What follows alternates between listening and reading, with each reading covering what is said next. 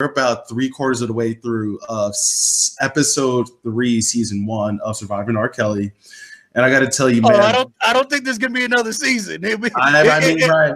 Yeah, if it is, it might be from the jail cell. I mean, at this point, he's working up a legal team right now. It sounds like he's talking daily with a legal team to do a massive lawsuit. So we'll see where this goes.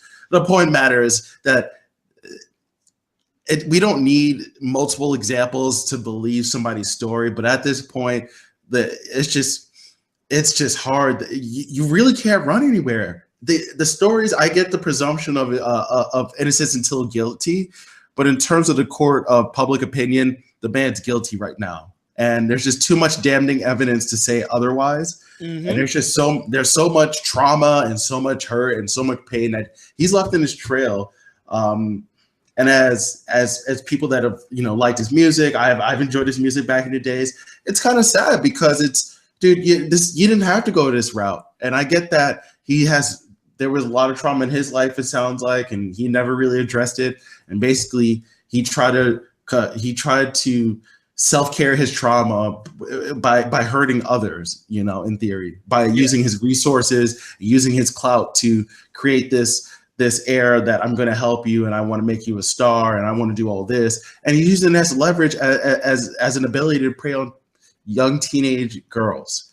And it's sad. It was really sad watching it. He actually, as two of the girls said, he uses his past sexual abuse to get in closer with the one Drea he was married to get in closer with them. Like, hey, we share the same thing. If I meet a girl that says, that she likes the Giants, it's like her making, we now become closer because of that, using that bond. It's like as if she, what he is doing, what he did was, listen, the Aaliyah stuff was tear jerking. And do you know that the mom put out a statement saying that the girl who said she saw the R. Kelly and Aaliyah having sex on the bus when Aaliyah was 15 and this girl was 14, and she had a friend who was 14 as well. They were like backup dancers or something. Mm-hmm. Yep. Aaliyah's mom is saying she was always on the road with Aaliyah, and that this girl is lying. She's never seen this girl. Now, okay, so that's one person that we could say refused that, but she also has an interest to protect herself as well too. She doesn't want this talk going on for her daughter, but at this point she has to be delusional. You had the guy that was a former touring whatever with tour manager. Okay, I was gonna say I wasn't sure if he was a manager or not, saying that he was there for the wedding. Like this, this stuff is ridiculous that all this is made up. And then you had Torre saying how he acquired the marriage certificate of the forged, as the tour manager said that he was an accomplice in forging, saying she was 18 when she was really 15 and Kelly was 27. Then we go to let's just, because I want to get off it because it's so sad, but it has to be talked about. Mm-hmm. We have to get to the one Dominique, the nice little pretty girl that was 15 or so, that was friends with the 14-year-old. Mm-hmm. That was, I remember her, yeah. Well, actually, yeah, I don't even know if you got to this yet. Did you? Oh, you might have. Yes. You're on episode 3. She met R. Kelly actually at the courthouse defending him. And then when she was 16, she said that she told him that she was a virgin and he took her virginity, said that's great, blah, blah, blah. And this was the friend of it that he apparently turned into a boy-like figure, a boy toy, as they said. I don't know if I don't think you even got to this yet, because this is later. All right, so I don't want to kill it for you. Spoiler alert. Okay. But, I want to, dude. I gotta say it. If you got it, well, you care. You're gonna see it anyway. I mean, I'm gonna see it. Yeah. Okay, because this is crazy. The mother, which is what I would be doing, I would be going and getting my child. Okay. Right. She went and rescued her child from that hotel room, and you have the video of all this. So you're about to see some really good stuff. And when I say good, I mean, what's the word I'm looking for? Captivating. Yes. My man, I was going to say innovative, but no. Yes, and it's so like, we didn't know how bad it was. We didn't know how bad it was. It went from a single event with, and plus we were young. I mean, when that video came out, we were like, I know I was like 16 or 17 when the video I think we might have been younger than that. Yeah, you're right. 2001. Yeah. She went ahead. What's that noise? Oven. Come on, brother. So I always get Earl with the sounds because it bothers me so much because I come from radio at radio shows. So, you know, that stuff you got to come on now. If you're going to cough, mute your mic, stuff like that. You know, I've gotten on. Okay. But it was so captivating, as Earl said.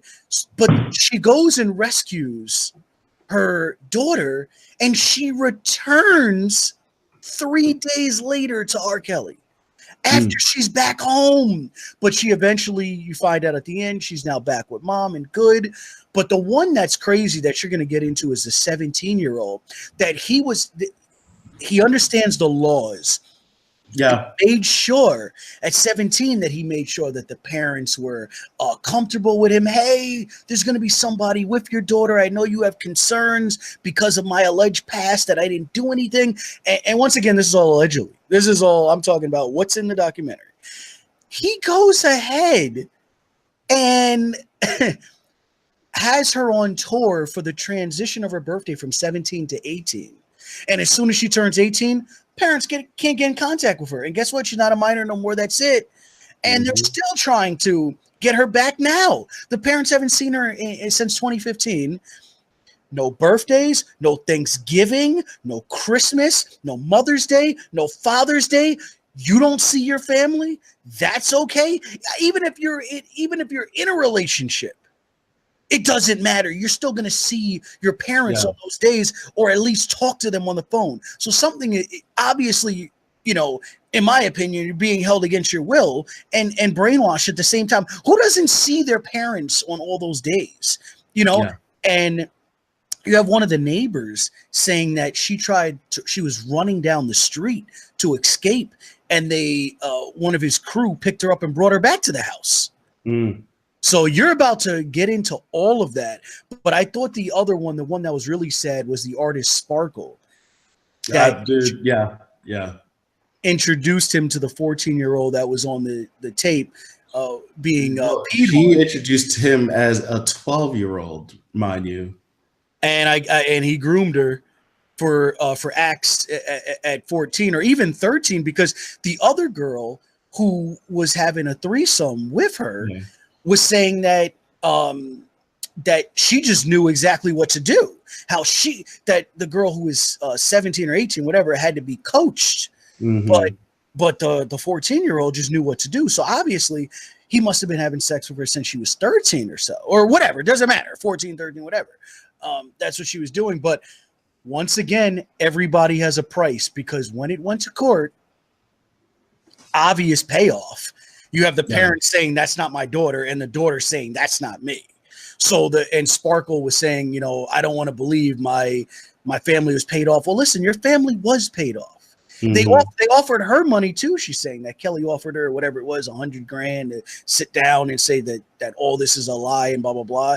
Yeah, your family actually took money to say that was not their daughter having sex with a 30-something-year-old or 40-some, whatever it was at the time, 30-something-year-old, and she was not being urinated on. That's not her. Is that not unbelievable? There is not a price you could have offered me, period, to say that that's not my daughter. You are going to jail.